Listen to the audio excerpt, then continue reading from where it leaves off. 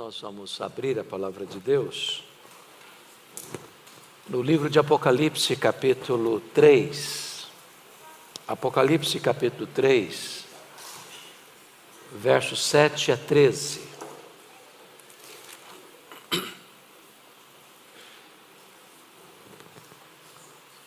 Apocalipse 3, 7 a 13. Carta à igreja em Filadélfia. Ao anjo da igreja em Filadélfia escreve: estas coisas diz o santo, o verdadeiro, aquele que tem a chave de Davi, que abre e ninguém fechará, e que fecha e ninguém abrirá. Conheço as tuas obras.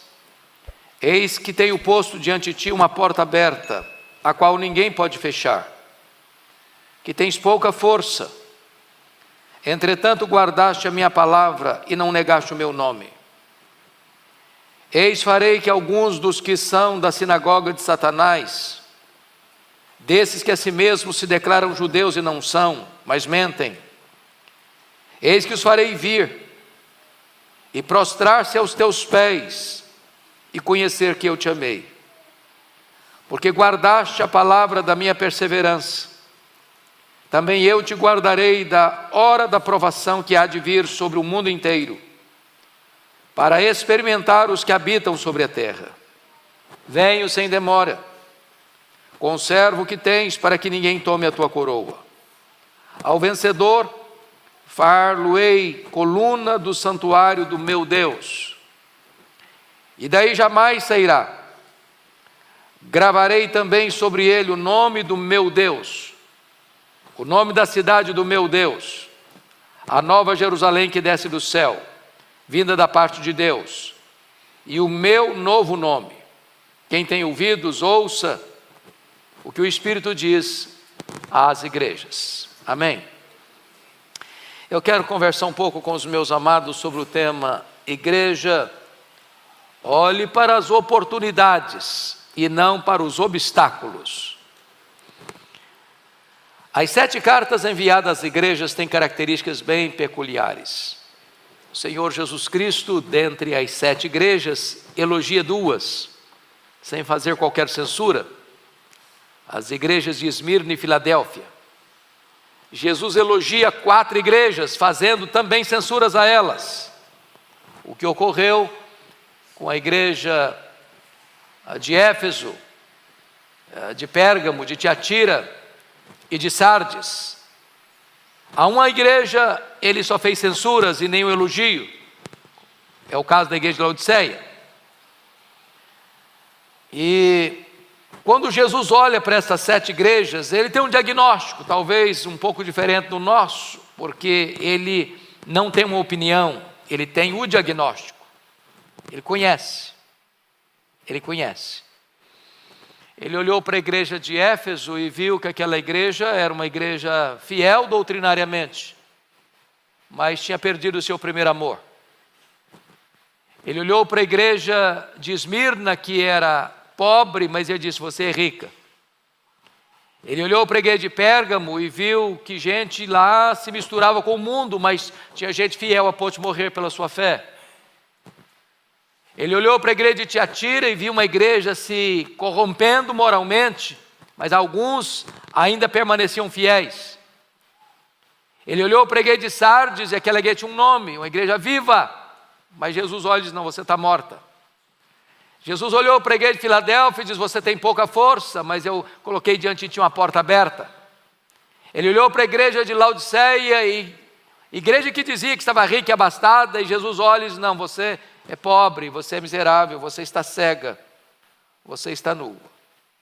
Diante desse fato preliminar, eu gostaria de olhar esta carta e tirar desta carta algumas lições que eu passo a compartilhar com vocês. A primeira delas é que Jesus conhece não só a igreja, mas conhece a cidade onde a igreja está inserida. E Jesus nos ensina princípios, porque conquanto pregadores, conquanto professores de escola bíblica dominical, conquanto pessoas que ministram a palavra de Deus, cabe-nos não só conhecer o texto, mas conhecer o povo. Não só conhecer o texto, mas conhecer o contexto. Não só olhar a passagem bíblica, mas a geografia, a história, a cultura da cidade para a qual você está pregando. Recebemos aqui hoje um desafio para abrir uma igreja em Roma. Tem uma cultura por trás, tem uma história por trás, tem toda uma conjuntura política, econômica, social, religiosa por trás. E ao plantarmos ali uma igreja, nós vamos pregar o mesmo evangelho, mas vamos precisar conhecer essa estrutura toda para sermos não só fiéis, mas também relevantes. E aqui é curioso porque a cidade de Filadélfia foi fundada para ser uma porta aberta para a divulgação da cultura e da filosofia grega. Aquela cidade ficava como que na encruzilhada do mundo, era a porta de entrada da Ásia. Era uma espécie de embaixadora da cultura grega. E Jesus está dizendo para a igreja, olha, assim como a cidade de Filadélfia era uma porta aberta e uma embaixadora para a proclamação da cultura grega, a igreja está nessa cidade, com a porta aberta para pregar o evangelho. Ela tem uma missão nessa cidade. Aquela cidade tinha sido castigada por vários terremotos. Tanto é fato que pessoas moravam em Filadélfia e alguns deles moravam em tendas improvisadas, com medo de terremotos, paredes rachadas, monumentos quebrados, arruinados. E é diante dessa cidade acostumada com abalos sísmicos, é que Jesus Cristo diz que o vencedor seria colocado como coluna do santuário de Deus, coluna inabalável e inamovível. Portanto, aquela igreja entendia a linguagem de Jesus. Mas em terceiro lugar, olhando essa cultura da cidade, a cidade de Filadélfia foi batizada com um novo nome, depois da sua reconstrução, porque a cidade foi devastada por um terremoto, o mesmo terremoto que destruiu Sardes no ano 17, depois de Cristo, e aquela cidade só foi plenamente reconstruída no ano 90, com recursos imperiais, e então ao ser reconstruída, ela recebeu um novo nome, foi rebatizada com o nome de Neo-Cesareia, ou a nova cidade de César. Essa igreja entendia a linguagem que Jesus vai usar, e está postamente lá no verso 11, quando está escrito o seguinte: gravarei também sobre ele o nome do meu Deus, o nome da cidade do meu Deus, a Nova Jerusalém, o meu próprio nome. A igreja sabia o que era isso. O que Jesus está nos ensinando aqui, irmãos? Pegar ganchos da história, da geografia, da cultura, dos fatos que estão ocorrendo, para apresentar com mais clareza, com mais eloquência, com mais pertinência a mensagem do evangelho. Então, o pregador precisa criar pontes de contato na sua comunicação. Segundo ponto que eu chamo a sua atenção é que Jesus conhece a igreja e se apresenta como solução para ela. Primeiro, para uma igreja perseguida pelos falsos profetas, que eram os judaizantes, e você pode perceber isso comigo na linguagem de Jesus, no versículo 9, eis que farei que alguns que são da sinagoga de Satanás, desses que a si mesmos se declaram judeus e não são. O que está acontecendo aqui? Os judaizantes, que eram judeus de raça, de sangue, estão dizendo para os crentes o seguinte: olha, vocês não estão salvos não. Se vocês não se limitarem e obedecerem aos preceitos judaicos, como aconteceu lá em Atos 15, se vocês não se circuncidarem, se vocês não guardarem a lei de Moisés, não há salvação para vocês não. E estão dizendo para os crentes: vocês não estão salvos não. Se vocês querem ser salvos, vocês têm que voltar para o judaísmo. No cristianismo não tem salvação. E Jesus chama esse time, esse grupo de sinagoga de Satanás, que se declaram judeus, mas não são judeus, porque o verdadeiro judeu não é aquele que tem o sangue de Abraão correndo em suas veias, mas aquele que tem a fé de Abraão habitando em seu coração. O verdadeiro judeu, espiritualmente falando, é aquele que crê no Senhor Jesus. é aquele que é filho de Abraão pela fé, é o filho da fé. E então, para esta igreja perseguida pela questão religiosa, Jesus vai dizer, se apresentar da seguinte maneira no verso 7. Estas coisas diz o santo, o verdadeiro. É aquele que é o verdadeiro, é aquele que é o santo separado, é que está se dirigindo a uma igreja tão atacada pelas falsas doutrinas. Jesus está criando pontos de contato. Segundo, para uma igreja sem força aos olhos do mundo, Jesus parabeniza a igreja pela sua fidelidade. Olha o verso 8. Conheça as tuas obras. Eis que tenho posto diante de ti uma porta aberta, a qual ninguém pode fechar. Tens pouca força, entretanto guardaste a minha palavra, que não negaste o meu nome. Verso 10, parte A, porque guardaste a palavra da minha perseverança. Notem vocês, a igreja é fraca aos olhos do mundo. Fraca por quê? Fraca porque talvez é pequena. Fraca porque talvez os membros são pobres. Fraca porque talvez os membros dessa igreja são escravos. E Jesus conhece a fraqueza da igreja. Mas ele disse, olha, apesar de vocês serem fracos, vocês têm guardado a minha palavra. Vocês têm sido perseverantes. Vocês não têm sucumbido. Vocês não têm negado a fé. Vocês não têm retrocedido diante das dificuldades, nem das pressões e opressões que vêm sobre vocês. Mas em terceiro lugar, para uma igreja perseguida e odiada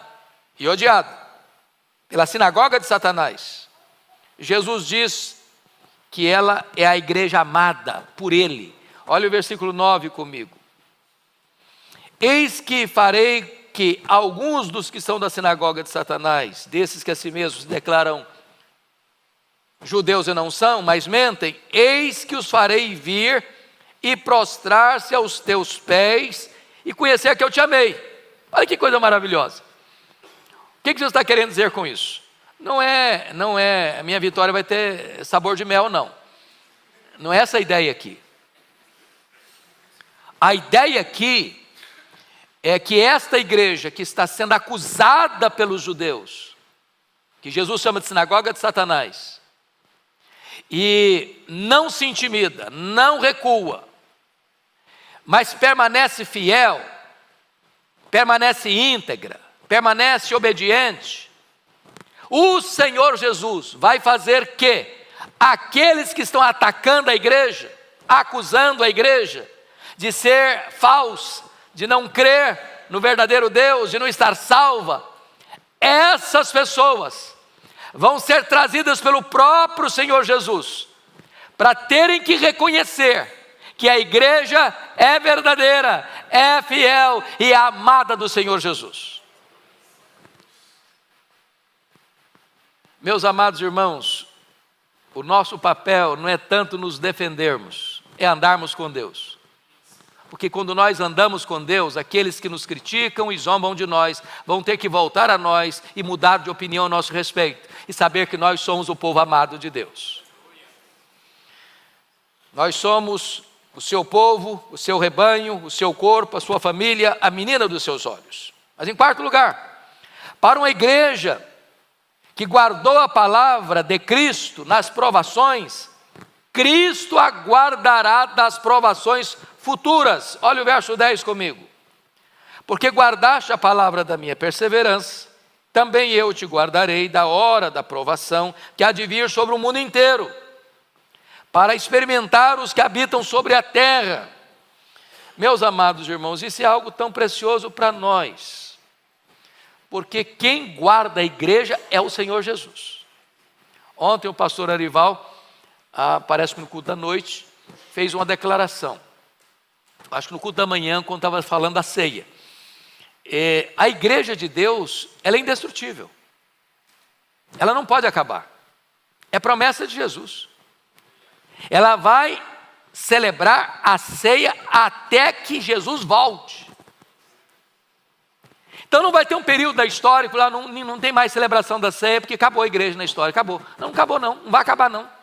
É impossível acabar. A igreja vai continuar, a igreja vai perseverar, o remanescente fiel não vai dobrar-se. Quando você lê o livro de Apocalipse, você vai ver que o anticristo, está lá em Apocalipse 13, ele vai ser adorado de todas as nações, em todas as nações, por todos os povos, por todas as etnias, exceto por aqueles cujos nomes estão escritos no livro da vida, por aqueles que têm o selo de Deus, ou seja, nenhum crente sequer vai adorar o anticristo, nenhum salvo sequer vai se render ao anticristo, nenhuma ovelha de Cristo, por mais frágil que ela seja, vai ser arrancada dos braços de Cristo. A igreja é guardada pelo Senhor, quem protege a igreja é o Senhor Jesus, foi Ele quem disse, as portas do inferno não prevalecerão contra ela. Nós poderíamos unir a nossa voz a Lutero e cantar, Castelo Forte é o nosso Deus, é o nosso Deus.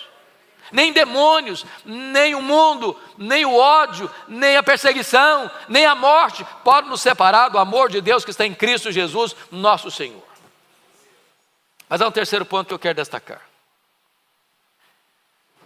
Jesus conhece as fraquezas da igreja, mas coloca diante da igreja uma grande oportunidade. Olha comigo o verso 8. Conheça as tuas obras. Eis que tenho posto diante de ti uma porta aberta, a qual ninguém pode fechar, que tens pouca força, entretanto guardaste minha palavra e não negaste o meu nome. Vamos entender isso, a palavra que Jesus disse, eis que tenho posto diante de ti uma porta aberta. Porta aberta. Então a primeira pergunta é, que porta é essa? Que porta aberta é essa? Em primeiro lugar, esta porta aberta é a porta da salvação.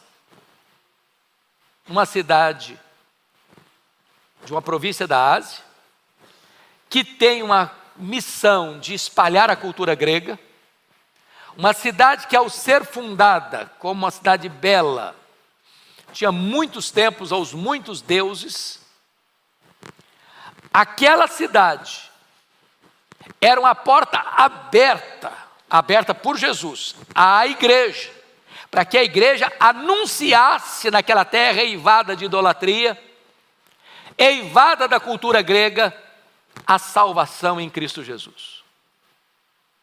Meus amados irmãos, que coisa maravilhosa, porque o próprio Jesus, eu sou a porta, se alguém entrar por mim, será salvo, entrará e sairá e achará pastagens. Hoje você e eu temos portas abertas para o mundo, para levar o evangelho em São Paulo, pelos rincões do Brasil, na América Latina, na América do Norte, na Europa, na África, na Ásia, na Oceania. As portas estão abertas, a porta da salvação. E onde o evangelho é pregado, a salvação chega. Onde o evangelho é anunciado, corações se rendem. Onde a verdade chega, a mentira é derrotada. Onde a luz chega, as trevas não prevalecem. A igreja tem diante dela portas abertas. Mas a segunda porta aberta aqui, irmãos, é a porta da oportunidade de evangelização. Porque vejam vocês, as provações são tempos de oportunidade. Versículo 10, porque guardaste a palavra da minha perseverança, também eu te guardarei da hora da provação que há de vir sobre o mundo inteiro, para experimentar os que habitam sobre a terra. As provações chegam. E quando as provações chegam na vida da igreja, na vida do crente, a luta, a perseguição, a pressão, a angústia, isso não é um tempo o crente ficar minguado, mirrado, achatado, não.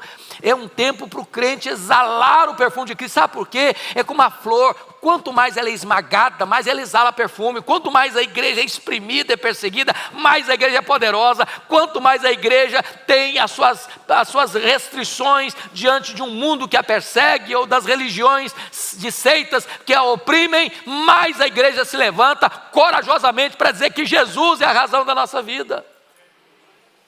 As lutas nunca oprimiram a igreja, a perseguição nunca destruiu a igreja, as dificuldades nunca fizeram a igreja recuar, ao contrário. Mas ainda, A idolatria é uma oportunidade. Quando Paulo chegou em Atenas, diz a Bíblia que caminhando pela cidade, olhando, observando os objetos do culto, os templos, os monumentos, tinha mais de 30.000 estátuas dedicadas aos deuses. Quando Paulo chegou lá, diz a Bíblia que o espírito dele se revoltou, mas não se revoltou para ficar assim num canto estoicamente lamentando, não, se revoltou para ir para a sinagoga e falar, se revoltou para ir para a praça todos os dias e discutir com os filósofos, falando de Jesus e da ressurreição. Quando você olha a idolatria dominante no nosso país, dominando o mundo inteiro, não é para a igreja ficar acuada, não, é para a igreja ver uma porta de oportunidade para evangelizar. Mais ainda, se você parar para perceber as lutas que Paulo enfrentou em Éfeso, Paulo chega a dizer lá em 1 Coríntios 16, 9, que ele, diante das lutas que eram maiores que suas forças, ele diz: eu enfrentei feras lá. Ele está olhando nessa pressão toda e pedindo para Deus abrir uma porta larga e espaçosa. Meus irmãos, a igreja está sendo acuada hoje, por todos os lados. A igreja hoje está sendo perseguida por todos os cantos. Se não é perseguição física, é perseguição filosófica, é perseguição ideológica, é perseguição teológica, é perseguição de todos os lados. Mas a igreja não deve olhar isso como uma situação para calar a sua voz, para amordaçar a sua voz, não. A igreja deve olhar essa circunstância e Deus abre porta para nós, Deus abre oportunidade para nós, Deus abre fronteiras novas para nós. Nós estamos ouvindo todo dia, não, a Europa, o continente que foi o berço do protestantismo, é hoje um continente pós-cristão, e é um continente pós-cristão, e pós-cristão, não, é pós-cristão, pois agora é a nossa vez, agora nós vamos inverter o barco, agora nós vamos daqui para lá, agora nós vamos plantar a igreja lá, agora nós vamos evangelizar lá, é agora a nossa vez. Olha a porta aberta, é Deus que está botando porta aberta. Mas mais, amados, quando você vê Paulo preso em Roma, está preso, está algemado, ele, lá em Colossenses 4, 3 e 4, ele ora para que Deus abra a porta. Eu acho isso incrível, porque Paulo estava velho, Paulo estava cheio de cicatrizes, Paulo estava pobre, Paulo estava acusado, Paulo podia pensar: bom, eu preciso cuidar de mim, eu já estou velho, eu preciso cuidar da minha saúde, eu preciso cuidar do meu futuro, preciso pensar em me aposentar, preciso pensar pelo menos curtir um pouquinho a vida. Ele está orando, pedindo: Deus, abra uma porta, abra uma porta. E ele está algemado, e ele diz: olha, que oportunidade fantástica, eu estou algemado. Tem um cara que está aqui colado comigo, e ele não pode nem fugir, eu vou falar de Jesus para ele, e ganhou toda a guarda pretoriana. Olha a circunstância da vida, meu irmão, por mais carrancuda que ela seja, como a porta que Deus está colocando diante de você, para você testemunhar do Senhor Jesus Cristo. A igreja era fraca, ela estava enfrentando oposição, ela tinha ameaça de tribulação no futuro, mas o Senhor Jesus está dizendo para ela o seguinte: olha, eu coloquei diante de você uma porta aberta, e a porta que eu abro ninguém fechará, e a porta que eu fecho ninguém abrirá. Quarto lugar, quarta lição: Jesus não apenas conhece as dificuldades da igreja, mas Jesus dá para a igreja grandes garantias. Olha comigo o versículo 7, por gentileza. Ao anjo da igreja em Filadélfia escreve: estas coisas diz o santo, o verdadeiro, aquele que tem a chave de Davi, que abre e ninguém fechará, que feche ninguém abrirá. O que significa isso, irmão? Jesus tem em suas mãos grande autoridade. Ele já tinha dito lá no capítulo 1, verso 18 de Apocalipse: eu tenho as chaves da morte e do inferno. Agora ele diz, capítulo 3, versículo 7, eu tenho a chave de Davi. E ter a chave de Davi significa ter autoridade. Autoridade. Antes do Senhor Jesus comissionar a sua igreja, ele disse para ela: toda a autoridade me foi dada nos céus e na terra. Portanto, ide. Nós não estamos indo na nossa força, no nosso poder, com a nossa capacidade apenas, nós estamos indo debaixo de autoridade, nós estamos indo debaixo de poder, nós estamos indo debaixo daquele que tem o comando, que tem o controle, que domina tudo, a obra é dele, quem faz a obra é ele, nós somos apenas os cooperadores, porque é ele quem vai na nossa frente, é ele quem abre portas, é ele quem fecha portas, é ele quem dá arrependimento, é ele quem dá a fé, é ele quem chama eficazmente, é ele quem faz, é ele quem edifica a igreja. Esta porta, esta chave de Davi, que abre a porta do Evangelho, abriu para os judeus, lá em Atos 2, abriu para os samaritanos, lá em Atos 8, abriu para os gentios, lá em Atos 20, e abre, irmãos, esta porta para o mundo inteiro, quando a igreja tem olhos abertos para ver. Mas eu quero concluir com o último ponto. Jesus não apenas conhece a pobreza da igreja, mas promete à igreja uma grande recompensa e uma gloriosa herança. Olha comigo o verso 11, por favor. Venho sem demora, conserva o que tens, para que ninguém tome a tua coroa. Jesus está dizendo para essa igreja o seguinte: olha, vá fazer a obra, vamos lá, a porta está aberta. E tem uma coisa, não tem muito tempo também não. Eu venho sem demora.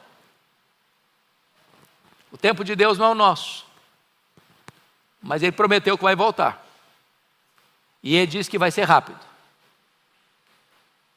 que nós não temos todo o tempo urge, e é preciso fazer a obra de Deus enquanto é dia, porque a noite vem quando ninguém mais pode trabalhar. Mais do que isso, nós precisamos guardar o que temos, guarda o que tens,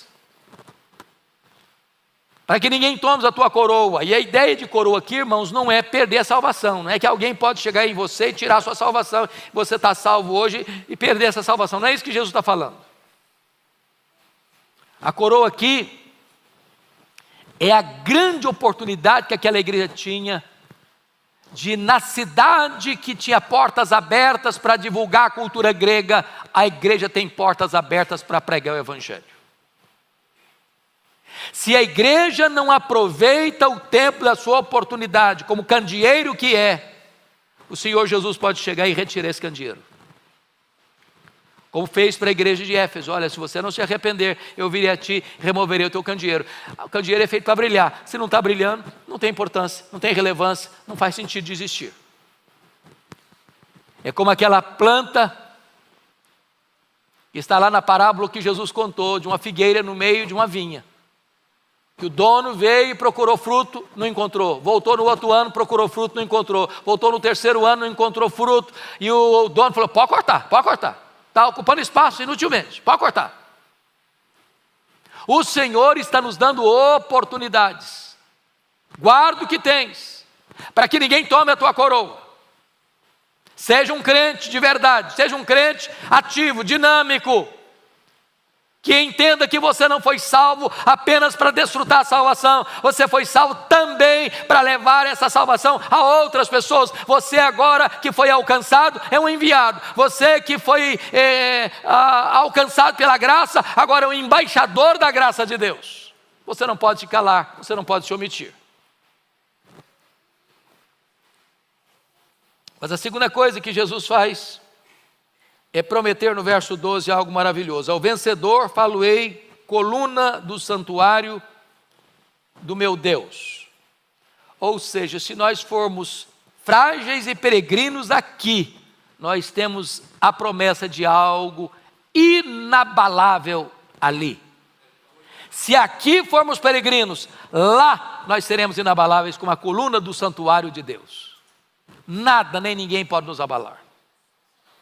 Terceiro, o vencedor terá gravado em sua vida um novo nome. Para aquela cidade que tinha trocado de nome, agora Jesus está dizendo: olha, o vencedor, o fiel, o que persevera, ele vai ter gravado um novo nome nele. E aqui vale a pena você olhar comigo no verso 12. Gravarei também sobre ele o nome do meu Deus, o nome da cidade do meu Deus, que é a Nova Jerusalém que desce do céu, vindo da parte do meu Deus, e o meu novo nome, o nome do Pai, o nome da Nova Jerusalém e o nome do Filho. Vão estar gravados em você. E o universo inteiro vai saber que você é propriedade de Deus. E o universo inteiro vai saber que você faz parte da família de Deus. Você é a igreja de Deus, porque você é a própria Nova Jerusalém. Quando João é chamado para ver a esposa do Cordeiro, a Nova Jerusalém, ele não vê apenas uma cidade, ele vê a noiva. Sabe por quê? A Nova Jerusalém e a noiva é a mesma coisa. A cidade santa é a própria igreja. O que vai brilhar lá não é apenas uma cidade de ruas de ouro, com portas de pérolas. A igreja vai brilhar. A igreja glorificada, ela é a noiva. É o resplendor da glória de Deus, refletindo nela e através dela. E é por isso que, amados irmãos, nós poderíamos concluir dizendo 3 coisas. A porta aberta é a oportunidade da igreja. A chave de Davi é a autoridade de Cristo. E a coluna do santuário é a segurança do crente. Então, Cristo abriu as portas, Cristo tem as chaves.